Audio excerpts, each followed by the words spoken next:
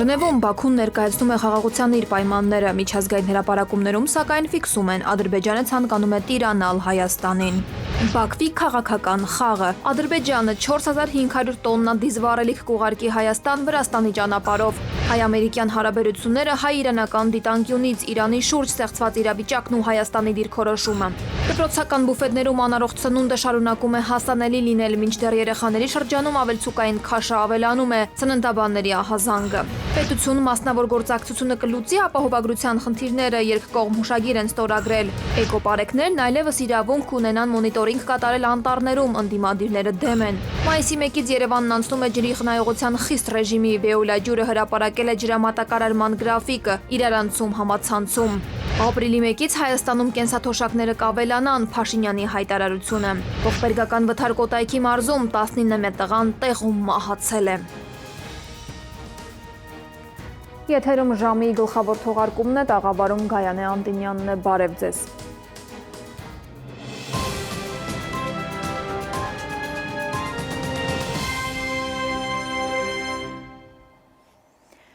Ժնևում Ադրբեջանի արտաքին գործերի փոխնախարար Էլնուր Մամեդովը ներկայացրել է Բաքվի պայմանները Հայաստանի հետ խաղաղության հաստատման վերաբերյալ։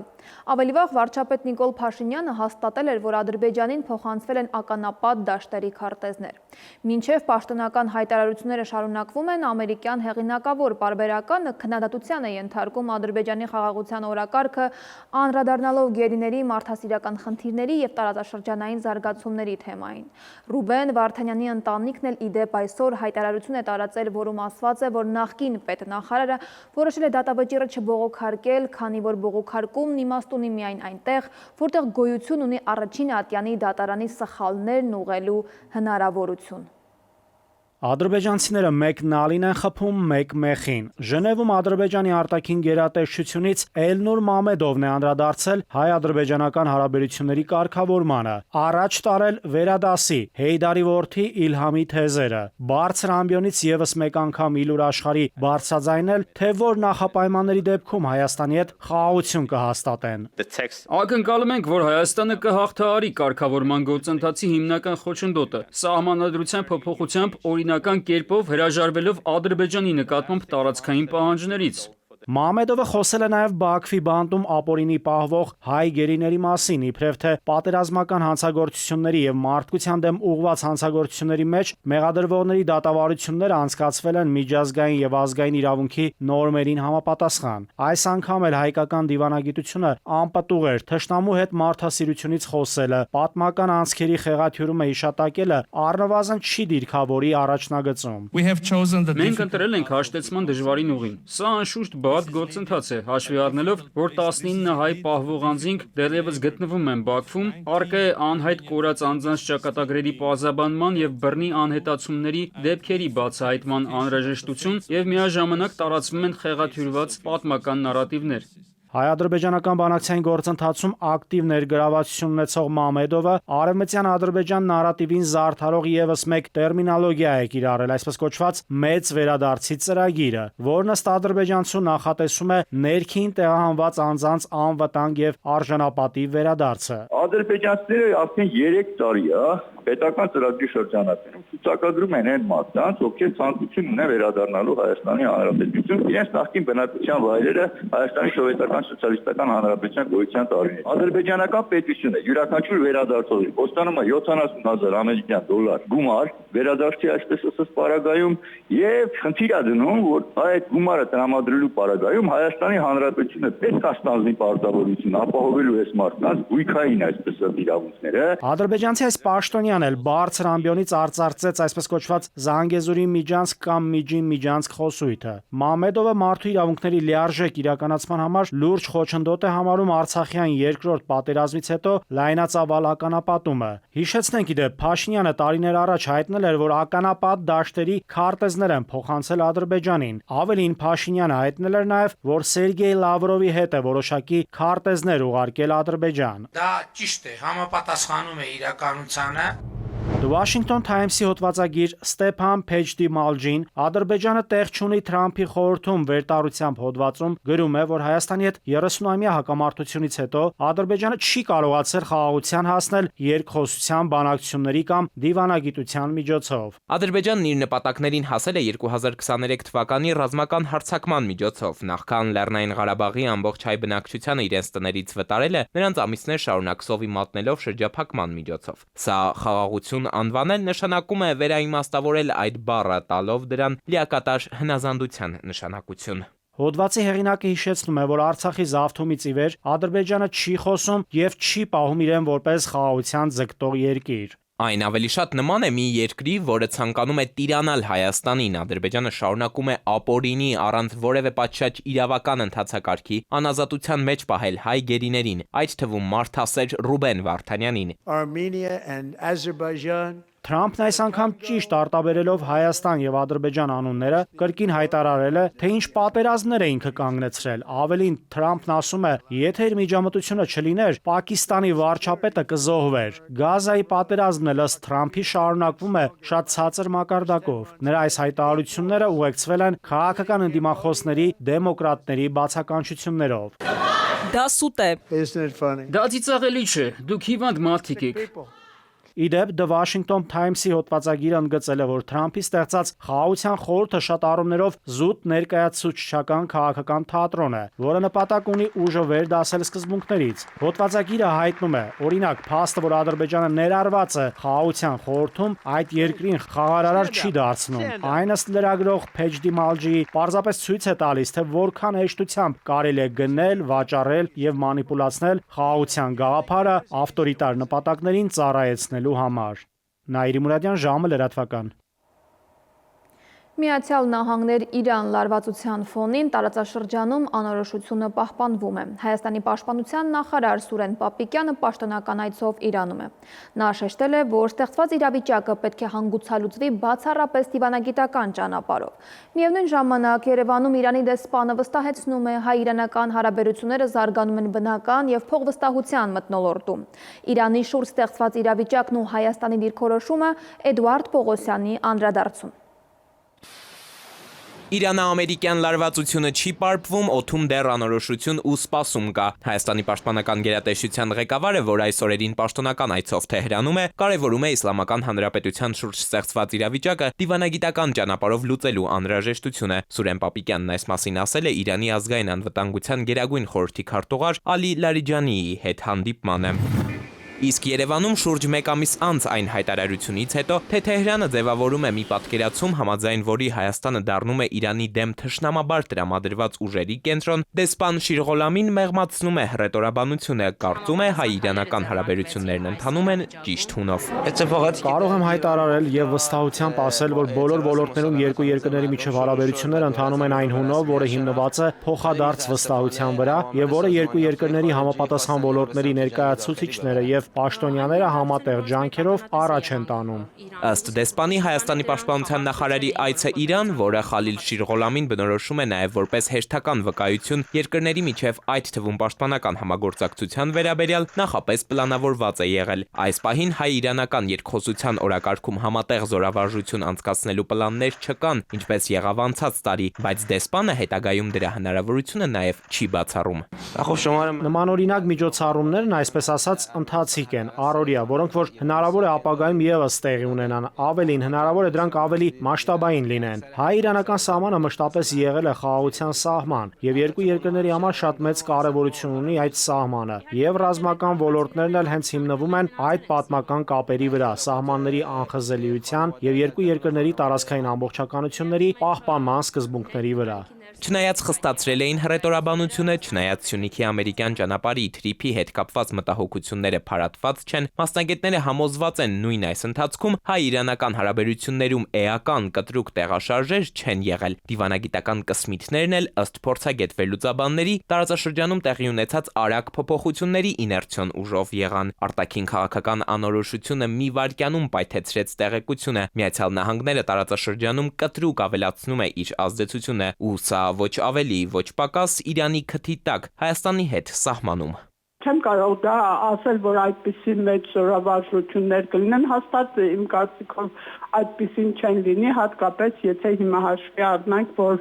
ԱՄՆ-ն ամեն վայրկյան հնարավոր է հարձակում լինեն Իրանի կենսական ռազմաքաղաքական օբյեկտների վրա եւ այլը, եւ հանկարծ ԱՄՆ-ի հետ շատ հարաբերություններ ունեցող Հայաստանը Իրանի հետ զորավարժություն է անում։ Դուք պատկերացնում եք այդ ֆոնի վրա Հայաստանը կգնա դրան։ Իհարկե չէ։ Ընդհանրապես ինչպես միշտ հայ-իրանական փոխհարաբերությունները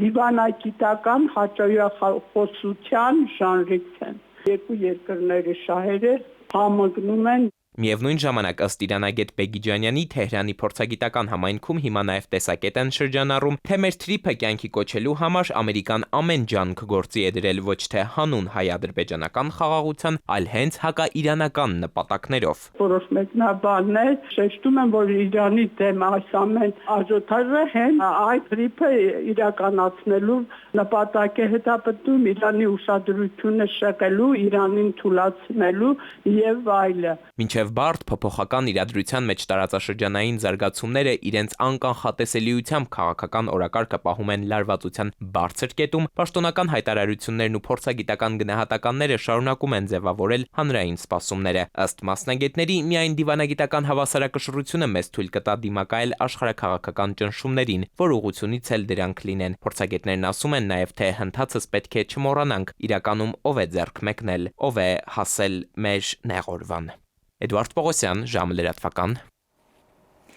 Ադրբեջանը դարձյալ դիզվառելիք է ուղարկում Հայաստան, այս անգամ 4500 տոննա հաղորդում են ադրբեջանական լրատվամիջոցները։ Դիզվառելիքը Հայաստան կուղարկեն այսօր երկաթուղային ճանապարհով Վրաստանի տարածքով։ Հիշեցնեմ, Ադրբեջանից Հայաստան նավթամթերքի արտահանումը սկսվել է անցյալ տարվա դեկտեմբերի 18-ից։ Մասնագետների գնահատմամբ, սակայն սա Բաքվի քաղաքական ժեստն է, որովհետև Ադրբեջանը հենց ինքն ունի բարձրակարգ վառելիքի խնդիր։ Տարեսկզբին նույնիսկ որոշել էին որևէ ուղղությամբ արտահանում չունենալ։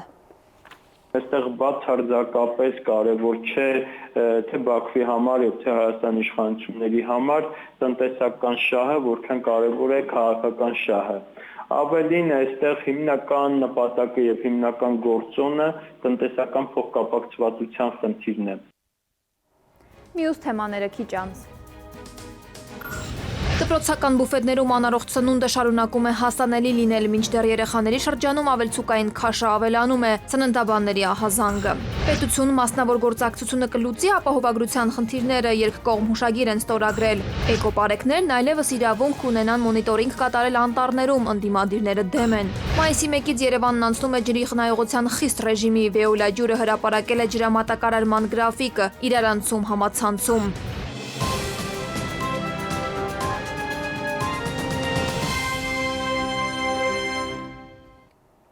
Շարունակենք թողարկումը։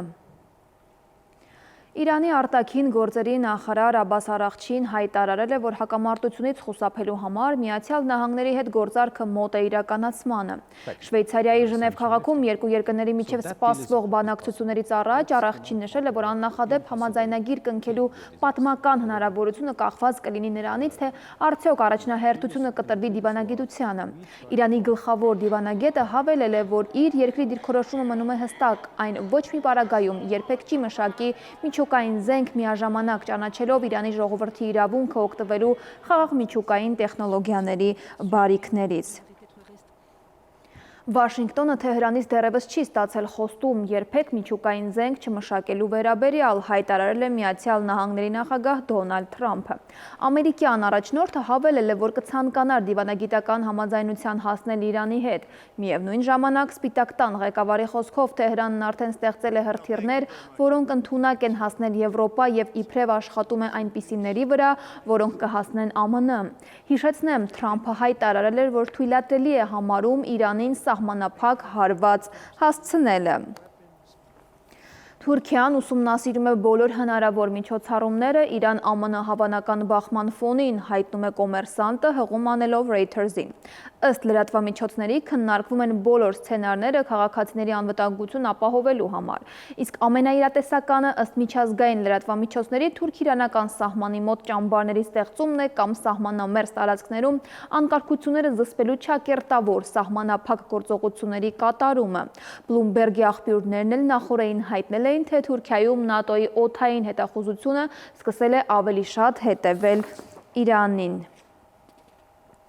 Հունգարիան և Սլովակիան Եվրահանձնաժողովում հայտարարել են, որ արդեն սկսել են օգտագործել նավթի ճգնաժամային պաշարները Ուկրաինայի կողմից Դրուժբա խողովակաշարով մատակարարումների դադարեցման հետ կապված, հաղորդում է ՌԻԱ Նովոստին։ Հունգարիայի վարչապետ Վիկտոր Օրբանն էլ այսօր տեսաուղերձով հայտարարել է, որ Ուկրաինայից պաշտպանվելու համար հունգարական բանակը կտեղակայվի կարևորագույն էներգետիկ օբյեկտների մոտ, իսկ Ուկրաինային սահմանակից տարածքում կարգելվեն անօդաչու թռչող սարքերի թռիչքները։ Սլովակիայի վարչապետ Ռոբերտ Ֆիցոն էլ վերջերս հայտնել էր, որ Սլովակիան դադարեցնում է Ուկրաինային արտակարգ էլեկտրաէներգիայի մատակարարումը։ Հունգարիայի արտգործնախարար Պետեր Սիարտոն հայտարարել է, որ Եվրամիության ղեկավարները ձգտում են կազմակերպությունը վերածել ռազմական բլոկի, պատրաստվելով Ռուսաստանի դեմ երկարատև պատերազմի, փոխանցում է ՏԱՍՍ-ը։ Սիարտոյի կարծիքով միության ղեկավարները մոռացել են, որ այն ստեղծվել է խաղաղություն ապահովելու համար։ Նա հիշեցրել է, որ Եվրամիությունը Ուկրաինային վերջին 4 տարում տրամադրել է 193 միլիարդ եվրո և պլանավորում է ավելացնել այն։ Արտգործնախարարի խոսքով Ֆրանսիան և Մեծ Բրիտանիան գրավոր համաձայնություն են տվել Ուկրաինա զորք ուղարկելուն Եվրամիության դրոշի տակ։ Նա նաև նշել է, որ իրենք չեն պատրաստվում մասնակցել այդ գաղափարների իրականացմանը։ Հայաստանը շարունակում է փոխգործակցությունը ժողովրդավարական դիմակայունության ամրապնդման ուղղությամբ։ Լրատվամիջոցներից մեկին հայտնել է արտգործնախարարության մամուլի քարտուղար Անի Բադալյանը, արձագանքելով ընտրություններում ռուսական ապատեղեկատվության դեմ պայքարի համար Եվրամիության կողմից Հայաստանում հիբրիդային արագ արձագանքման խումբ տեղակայելու մասին Ազատություն ռադիոկայանի տեղեկությանը։ Դեռ նախորդ տարվա դեկտեմբերին Անի Բադալյանը հայտնել էր, որ Հայաստանի և Եվրամիության միջև տարբեր ուղղություններով, այդ թվում հիբրիդային սպառնալիքներին դիմակայելու ոլորտում համագործակցությունը շարունակական է և նոր չի սկսվել։ Էկոպարեկներն այլևս իրավունք կունենան մոնիտորինգ իրականացնել անտառային տարածքներում։ Օրինագիծն այսօր խորհրդարանում ներկայացրել է շրջակա միջավայրի փոխնախարարը։ Նպատակն ունեցած ռեսուրսների առավել արդյունավետ օգտագործումն է։ Պարեկները համապատասխան թրեյնինգներ կանցնեն, որպեսզի հասկանան, թե ինչ մոնիտորինգով են կոնկրետ զբաղվելու։ Ընդդիմադիր պատգամավորները սակայն վստահություն են հայտնել, որ պետք չէ էկոպարեկներին ծանրաբեռնել հավելյալ պարտականություններով։ Դրա փոխարեն նրանք պետք է զբաղվեն իրենց ուղղակի պարտականություններով, այսինքն անտառների պահպանությամբ։ Առավել ևս, որ անտառների պահպանությունն իրականացնող մյուս օղակը Հայ անտառը ֆինանսապես շատ ավելի ծանր վիճակում է և տիրապետում է ավելի փոքր ռեսուրսների, քան էկոպարեկային ծառայությունը։ Էկոպարեկը, որը որ դասընթաց անց է, թե իր պահակությունն անի, թե մոնիտորինգ անցկացնի։ Էկոպարեկին ավելի լուրջ գործառույթ պետք է տաս, որպեսզի կարողանա ավելի արդյունավետ զգալ։ Դուք էկոպարեկների ինստիտուտը քանի տոկոսով եք համալրել ձեր աստիճները, թափուր տեղերը։ Սրանից բերեք խոսենք։ Բերեք կարևոր հարցերից խոսենք, որոնց ձեր առաջնային ծրագրերում էր։ Այս պահին 1176 հաստիքային միավորից աշխատում է 831-ը եւ թափուրա 345 հաստիկ էկոպարեկային ծառայությունում։ Մայիսի 1-ից մայրաքաղաքը կանցնի ջրամատակարարման խիստ գրաֆիկի։ Ջուր կլինի օրական միայն 17 ժամ։ Գիշերային ժամերին ջրամատակարարումը կանջատվի։ Թեման համացանցում իրարանցում է առաջացրել, որն է փոփոխության պատճառը պարզաբանել է Veolia ջուրը։ Ըստ ընկերության ջրատվությունը նվազում է սպառողների ավելացման հաշվին։ Հանրային ծառայությունները կարգավորող հանձնաժողովն ու ջրային կոմիտեն էլ խնդիրը միմյանց վրա են բարդում։ Ի վերջո, ով է պատասխանատու, փորձել է պարզել Արմեն Աթալյանը։ Երևանն անցնում է ջրի խնայողության ֆիքսված ռեժիմի։ Մայիսի 1-ից մինչև սեպտեմբերի 16-ը մայրաքաղաքի գերակշիռ հատվածում գործելու է 17-ժամյա ջրամատակարարում։ Բացառություն կկազմեն 2-3 վարչական շրջանների որոշ հասցեների շենքեր։ Այսինքն գրեթե ամբողջ մայրաքաղաքում տարվա տաք ամիսներին խմելու ջրի մատակարարումն իրականացվելու է ժամը 7:00-ից մինչև 24:00։ Սահմանափակումները վերաբերելու են Երևանի բոլոր 12 վարչական շրջաններին։ Ասել, որ Երևանում ջրամատակարարման հետ ամեն ինչ լավ էր, առավել եւս տարվա տաք սեզոնին ազնիվ չէր լինի, բայց հիմա հստակ ֆիքսվում են կրճատվող ջրամատակարարման ժամերն ու ամիսները։ Որն է այս փոփոխության պատճառը։ Հրապարակված ջրամատակարարման ժամանակացույցը տասնյակ հազարավոր նոր սպառողների ավելացման հաշվին տարվա ընթացքում ըստ անհրաժեշտության ենթարկվում է փոփոխության, հիմնականում ամռան ամիսներին։ Ելնելով եղանակային պայմանների փոփոխություններից, ջրամատակարարման համակարգի տեխնիկական հնարավորություններից, ջրաղբյուրների ջրատվության շուրջ 24%-ով նվազումից եւ կառուցապատումների արդյունքում նոր ջրասպառողների թվի կտրուկ աճից։ Հարկ ենք համարում նշել, որ բաժանորդների ջրամատակարարման ժամանակացույցերի առումով վարձակալության պայմանագրի մեկնարկից ի վեր որևէ պայմանագրային պարտավորություն չի խախտվել։ Այսինքն այս պարզաբանումից կարելի է եզրակացնել, որ պատճառը աղբյուրների ջրատվության նվազումն է եւ մայրաքաղաքում բաժանորդների թվի ավելացումը։ Մյուս կողմից ձմռան ամիսներին բավականին քանակությամբ տեղումներ են արձանագրվել։ Նախորդ տարվա նույն ժամանակահատվածի համեմատ Սևանի մակարդակի բարձրացման մասին էր նույնիսկ խոսք գնում վերջերս, ինչը հենց տեղումների արդյունքն էր։ Այդ դեպքում ինչու հենց այս տարի ջրամատակարարման կորեկցիայի կարիք եղավ։ X տրամագծով խմելու ջրի այդ խողովակաշարը գծվել, չէ, որ այդքան ջուր հասցնեն, հաշվի առնելով նաև սկզբնաղբյուրների քանակություն, բան ամբողջը հաշվար կա շղթայական, ինչքան ջուր ունենք, ինչքան այդ թաղում կարանք հասցնենք, ինչ տրուբով են, խողովակով են հասցնել, չէ։ Հիմա այդ բնակչությունը ավելացել է։ Մի կողմից այդ խողովակի տրամագծով այդքան ջուր չեն կարող ապահովել միաժամանակ բոլորին մատերեն ջուրը, չէ, որ գրաֆիկ պետք է սահմանեն։ Պլյուս այն վերևում էլ այդքան ջուր չկա, այսինքն իրանք պետք է ոնց ասեցի հորեր խփեն, որ ավելացնեն կամ այլ աղբյուրներ միացնեն այդ ընդհանուր համակարգին։ Մեծ հաշվով բաժանորդներին այս ամենը հետաքրքիր չէ։ Կան լիազոր պետական մարմիններ, որոնք պետք է հետևեն, որ ջրամատակարարման որակի վատթարացման հանգամանքների հայտ չգան։ Դեռ հակառակը, օրինակ նվազեն խմելու ջրի կորուստները, որոնց պատճառով սովորաբար բացատրվում է ջրամատակարարման ցածր որակն ու ջրի բարձր սակագինը։ Ասում ունեն ջրի պաշարի խնդիր։ Այդ երկու բանը նշանակում, որ հաշվի առնելով տեղումները մենք մեր ենթակառուցվածքները չենք կարողացել զարգացնել նենց, որ այս տեղումների պայմաններում ջրի ծավալի խնդիր չունենանք։ Հիմա ոնց ալնում որ քիչ է, ոնց ալնում որ ջրամբարները չեն կառուցվում։ Այս հարցերով արդեն պետք է դիմել գործադիրին հասկանալու համար, բացի ջրպետքումից էլ որ կողմնա թերաց։ Պարզվում է հանրային ծառայությունները կարգավորող հանձնաժողովը Veolia ջուրի ընկերության կողմից ներկայացված ջրամատակարարման գրաֆիկի հետ առնչություն չունի։ Հանձնաժողովից տեղեկացնում են, որ խնդրի հասցեատերն իրենք չեն, քանի որ պայմանագրային կողմ չեն։ Հարցը գտնվում է ջրային կոմիտեի տիրույթում։ Ջրային կոմիտեն էլ թեմայի առնչությամբ առայժմ պարզաբանումներ չի տալիս։ Կառույցի ներկայացուցիչների խոսքով դա կարվի իրավական որոշ կարգավորումների վերաբերյալ ճշգրտումներ կատարելուց հետո։ Արմեն Աթալյան, ժամը լրատվական։ Ջրանջատումներին է անդրադարձել ուժեղ Հայաստան կուսակցության քաղաքական խորհրդի անդամ Նարեկ Կարապետյանը։ Ժամը 12-ից մինչև առավոտյան ժամը 7-ը մեր երկրի մայրաքաղաքում 21-րդ դարում հազարավոր բնակիչներ ջուր չեն ունենալու, ընդգծել է նա, ավելացնելով, թե սա մեր պետական ռազմավարության սխալ քաղաքականության արդյունքն է։ Կարապետյանը հավելել է, թե տարածաշրջանում ամենաջրառատ երկրներից մեկը չի կարող բախվել նման խնդրի։ Սա մեր պետական ռազմավարության ընդհանրապես սխալ քաղաքականության հիմնական կիզակետն է, արդյունքն է։ Պետությունը ունի 3 հիմնական ենթակառուցվածքային ուղղություն։ Առաջինը ջուրն է, երկրորդը գազը, երրորդը էլեկտրականությունը։ Ջրով մենք հասել ենք նրան, որ Երևան քաղաքում 21-րդ դարում մի շիշ ջուրը օրական 7 ժամ անհասանելի է լինելու Երևանի 100 հազարավոր բնակիչների համար։ Պետությունն ու մասնավորը կհամագործակցեն։ Առողջության համընդհանուր ապահովագրության հիմնադրամի ու ապահովագրական մի շարք ընկերությունների միջև կնքվել է համագործակցության հուշագիր։ Փաստաթղթի նպատակն է զարգացնել առողջության համընդհանուր ապահովագրության համակարգը, խթանելով պետական եւ մասնավոր հատվածների համագործակցությունը, նաեւ ապահովելով համակարգի արդյունավետ գործարկումը։ Հուշագրի շրջանակում նախատեսվում է իրականացնել փորձի եւ տեղեկատվության փոխանակում, կազմակերպել մասնագիտական քննարկումներ եւ կյանքի կոչել համատեղ նախաձեռնություններ ուղղված ծառայությունների հասանելիության բարձրացմանը։ Առողջապահության նախարարի խոսքով նպատակն այն է, որ պետությունը քաղաքացիների համար ապահովի ապահովագրական բազային փաթեթը, որը կլուծի մարդկանց առողջական հիմնական խնդիրները։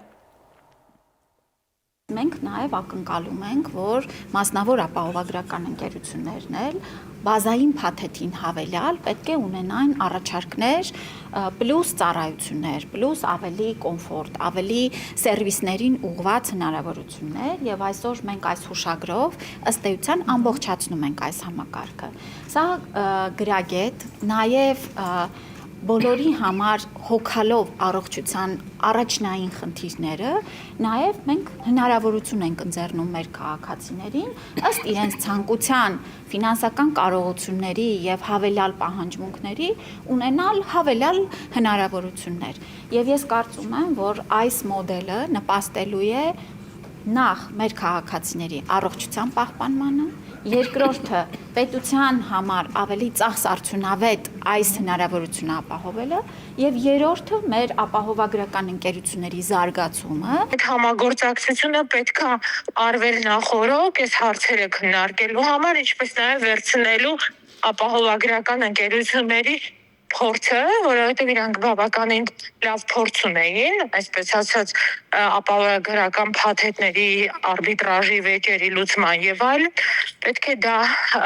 ավելի վաղ լիներ։ Դպրոցական սնունդը պետք է նպաստի երեխաների առողջ զարգացմանը, սակայն բարձր դասարանների աշակերտների համար հիմնական ընտրությունը հաճախ մնում է բուֆետը, որտեղ ոչ միշտ են պահպանվում սահմանված չափանիշները։ Առողջապահության նախարարության տվյալներով Հայաստանում երեխաների շրջանում ավելցուկային քաշն ու ճարպակալումը աճում են։ Մինչև կրտսերների համար գործում է պետական ծրագիր, բարձր դասարաններում առողջ ծննդային միջավայրը դեռևս լիարժեք վերահսկելի չէ։ Ժամի անդրադարձը։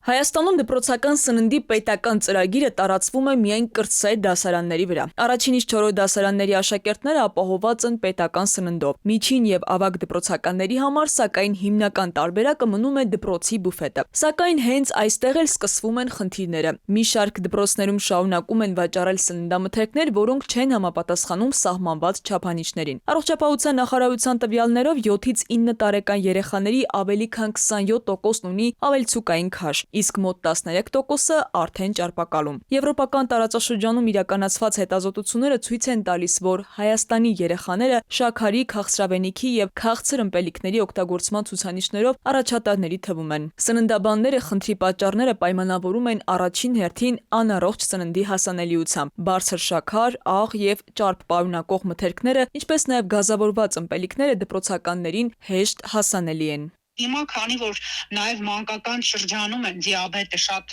մեծ ծավալներ ձեռք բերել արդեն եւ նաև ճարպակալումն է լայն տարածում ստացել երեխաների մոտ էլ, այդ թվում դե մեծահասակների մոտ էլ չասեմ, ինչ խոսք չարժի շաքար օգտագործել ընդհանրապես կամ գոնե դա հասցնել մինիմումի։ Կարելի է փոխարինել գոնե մեղրով, ջրերով։ Չնայած հստակ սահմանափակումներ կան, օրինակ բուֆետում չի կարելի վաճառել պաղպաղակ, կրեմով խմորեղեն, քաղցր գազավորված ըմպելիք, մի շարք դպրոցներում սակայն արգելված սննդամթերքի վաճառքը շարունակում են։ Սննդի անվտանգության տեսչական մարմնից ընդունում են բուֆետների գործունեության ոլորտ դեռևս ամբողջությամբ կարգավորված չէ։ Սննդի անվտանգության տեսչական մարմնի ղեկավարի խոսքով առանց բողոքների տեսչական մարմինը լիարժեք վերահսկողություն իրականացնել չի կարող։ Ասում են նույնիսկ խոհանոցների սանիտարահիգիենիկ վիճակը ստուգելու հարցում տեսչական մարմնի լիազորությունները սահմանափակ են։ Չեն կարող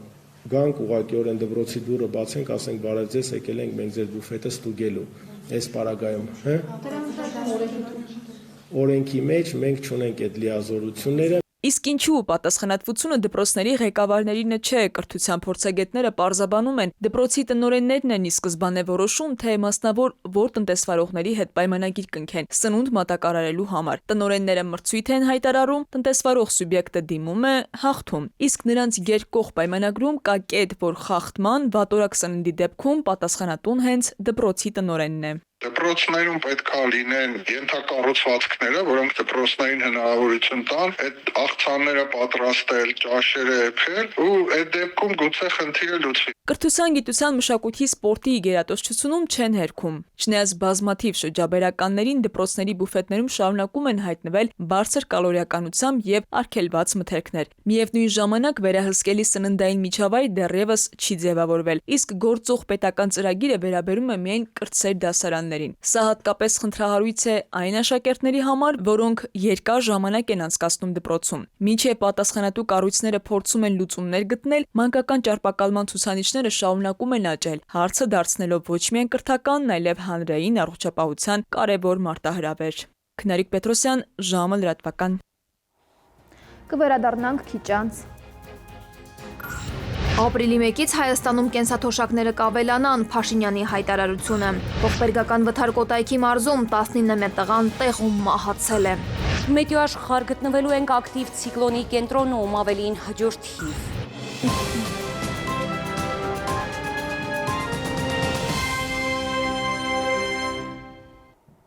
Շարունակենք թողարկումը։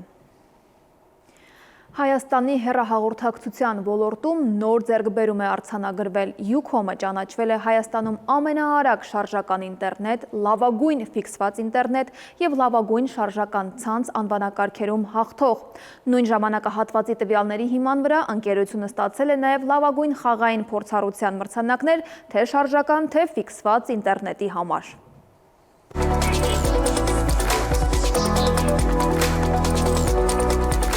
Հայաստանում ամենաարագ շարժական ինտերնետ, լավագույն ֆիքսված եւ շարժական ցանց, սրանք այն մրցանակներն են, որոնց հաղթողը Յուքոմն է։ Կապի օպերատորը միանգամից 5 մրցանակի է արժանանում Օկլա ընկերության կողմից շնորհվող Speed Test Awards-ի շրջանակում։ Նախորդ տարվա երկրորդ կիսամյակի արդյունքն է։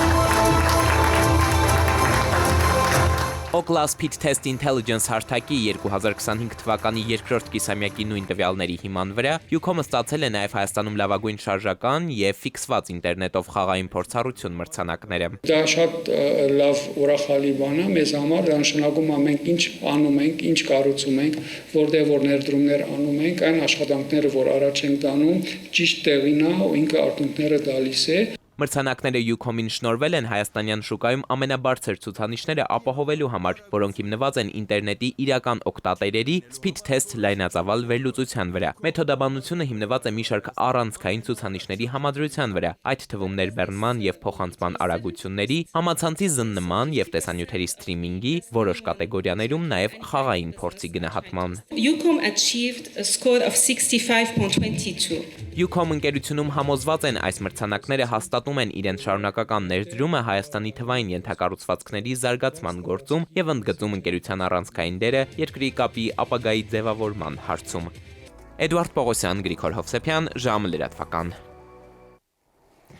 Քրեական ոստիկանության ծառայողները հանցավոր գործունեությամբ զբաղվող խումբ են բացահայտել 4 անձ ձերբակալվել է։ Ոստիկանությունը Միացյալ Նահանգների իրավապահների հետ համագործակցությունը շարունակում է ենթադրյալ հանցավոր մեխանիզմի վերաբերյալ լրացուցիչ տեղեկություններ ստանալու ուղղությամբ։ Օրվա կարևոր թեմաները մեկտեղել է Նաիրի Մուրադյանը։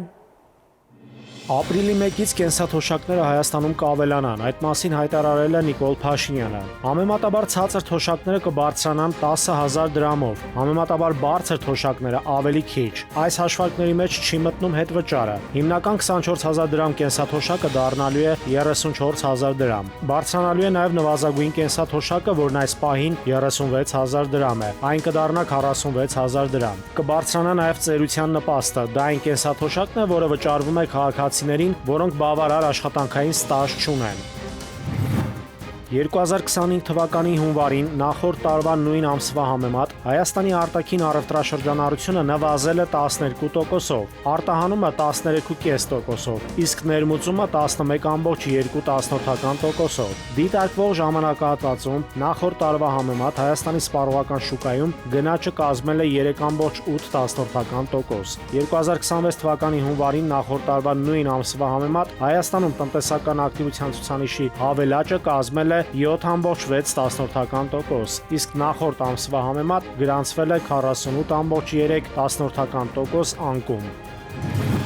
Ներքին գործերի նախարարի հրամաններով ներքին գործերի ոստիկանության քրեական ոստիկանության գլխավոր վարչության պետ ոստիկանության պետի տեղակալ Վարդան Վարդանյանն ազատվել է պաշտոնից։ Նույն պաշտոնին նշանակվել է ոստիկանության գնդապետ Արթուր Բարսեղյանը։ Ոստիկանության համայնքային ոստիկանության գլխավոր վարչության պետ ոստիկանության պետի տեղակալ Կարեն Հակոբյանը ևս ազատվել է պաշտոնից։ Այդ պաշտոնի պարտականությունները կատարող է նշանակվել Կարեն Խաչատրյանը։ Բարեկային ծառայության պետ ոստիկանության պետի տեղակալ Արթուր Խուդինյանը ևս ազատվել է զբաղեցրած պաշտոնից։ Նույն պաշտոնին նշանակվել է ոստիկանության փոխգնդապետ Գևորգ Զաքարյանը։ Ներքին գործերի նախարարի այլ հրամաններով Վարդան Վարդանյանը, Կարեն Հակոբյանը նշանակվել են ներքին գործերի նախարարի խորհրդականներ, Արթուր Խուդինյանը ներքին գործերի նախարարի օգնական։ Ողբերգական ավտովթար Կոտայքի մարզում։ Կեսգիշերին Opel Magnish ավտոմեքենան Երևան ընթանալիս Հրազդանի վարչական տարածքում դուրս գալով երթևեկելի գոտուց ծառերին բախվելով կողաշրջվել է։ Ֆոտոլրագրող Գագիկ Շամշյանը դեպքի վայրից հայտնում է, որ մեքենայում գտնվողներից մեկը Կոտայքի մարզում հաշվառված 19-ամյա երիտասարդը տեղում մահացել է, իսկ Տավուշի մարզի բնակիչներ 19 եւ 20-ամյա երիտասարդները տեղափոխվել են Սևան բժշկական կենտրոն։ Ֆոտոլրագրողի տեղեկություններով մահացածը ծառայում էր Զորամասում։ Պաշտպան հայրենյաց ծրագրի մասնակիցներից էր։ Մարտի 1-ի գործով փետրվարի 25-ին ձերբակալվել է Հայաստանի ոստիկանության քրեական հետախուզության գլխավոր վարչության նախկին պետի առաջին տեղակալ Հովհաննես Թամամյանը։ Հնչական կոմիտեն տեղեկացնում է, որ նա 2008 թվականի մարտի 1-ի վաղ առավոտյան առանց որևէ հիմնավորման ոստիկանության ծառայողներին հանձնարարել է ծեծի ենթարկել Երևանի Ազատության հրապարակում իրականացվող հանրահավաքի մասնակից քաղաքացուն եւ տեղափոխել ոստիկանության կազմակերպած հանցավորության դեմ պայքարի գլխավոր վարչություն։ Նախաքննության ձեռք փաստական տվյալների հիման վրա ոստիկանության քրեական հետախուզության գլխավոր վարչության նախկին պետի առաջին տեղակալի նկատմամբ հարուցվել է հանրային քրեական հետապնդում։ Պաշտոնիական լիազորություններն անցնելուն դրդել է հոդվածով։ Արցախի մշակութային ժառանգության օմբուդսմեն ազգային պատմամշակութային հասարակական կազմակերպության փոխնախագահ Հովիկ Ավանեսովը գրել է, որ Արցախի ժամանակավորապես բռնազավթված տարածքներում քաղաքակրթական ժառանգության հանդեպ իրականացվող քաղաքականությունը վաղուց արդեն դուրս է եկել առանձին դեպքերի շրջանակից եւ ստացել է համակարգային բնույթ։ Խոսքը ոչ միայն պատմական եկեղեցիների, վանքերի, խաչքարերի, ամբողջական բնակավայրերի եւ հուշարձանների ձևափոխման կամ վերացման մասին է, այլև հավաքական իշխողության խորհրդանիշ հանդիսացող վայրերի ու համամարտկային նշանակության արժեքների նպատակային ոչնչացման։ Փետրվարի 4-ից հետո ոչնչացվել են Արցախի Մոնթեաբերդ քաղաքում գտնվող հուշահամալիրը, իսկ Արցախի Ասկերանի շրջանի Խնապատ գյուղում ադրբեջանցիներն ավերել են Արցախյան պատերազմում զոհվածների գերեզմանոցը։ Նաիրի Մուրադյան, ժամը լրատվական։ Եղանակի տեսությունը կներկայացնի Լիլի Հովերը։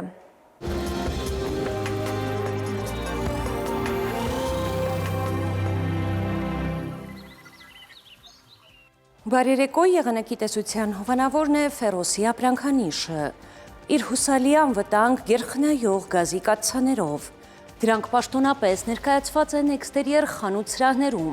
Ֆերոսի եղանակ ստեղծող կաթսաներ։ Մետեոաշխարհ նախ Հայաստան։ Մեր երկրի մեծ մասում նոր օրը կանցնի տեղումներով, սպասվում է ձյուն եւ ձնախառն անձրև։ Ջերմաստիճանն առաջիկա օրերին կնվազի 8-ից 10 նիշ։ Վաղը ցերեկը Շիրակում, Կոտայքում, Գեղարքունիքում, Արագածոտնի եւ Վայոց-Ձորի լեռնային գոտիներում կդիտվի 2-ից 6 աստիճան։ Վայոց-Ձորի եւ Արագածոտնի նախալեռներում սպասվում է 8-ից 15, Լոռիում 3-ից 6, Տավուշում 4-ից 8 աստիճան։ Հարրատում Արմավիրում կդիտվի 13-ից 15, Սյունիքի հովտային գոտիներում սպասվում է 10-ից 14, Սյունիքի նախալեռներում 6-ից 9 աստիճան։ Երևանում օրը կանցնի տեղումներով, այս գիշեր սպասվում է 3-ից 5, ցերեկը 12-ից 14, երեկոյան 3-ից 5 աստիճան։ Այս թողարկման համար նախատեսել էինք այսքանը, մաղթում եմ խաղաղ երեկո, ցտեսություն։